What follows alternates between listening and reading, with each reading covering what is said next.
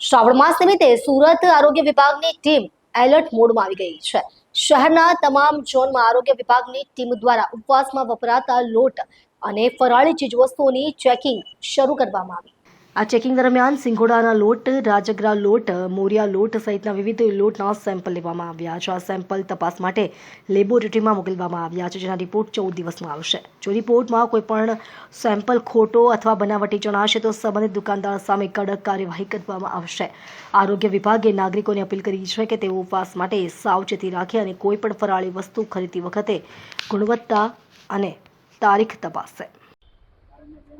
આજ રોજ શ્રાવણ મહિનામાં બધા ફરાળી વસ્તુઓ ખાતા હોય છે, તો સુરત મહાનગરપાલિકામાં આરોગ્ય અધિકારીના માર્ગદર્શન હેઠળ સમગ્ર સુરત શહેરમાં જે ફરાળી વસ્તુઓ વેચતા હોય, જેમ કે ફરાળી લોટ છે બધા, તેમને ત્યાંથી આજે નમૂના લેવાની કામગીરી હાથ ધરવામાં આવી છે।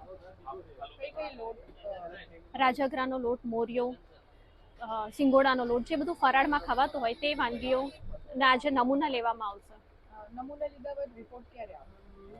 રિપોર્ટ આમ તો 14 દિવસમાં હોય છે ફૂડ સેફ્ટી સ્ટાન્ડર્ડ એક્ટના નિયમ પ્રમાણે, પણ જેમ બને એમ જલ્દી રિપોર્ટ આપશે। શું કાર્યવાહી કરવામાં આવશે?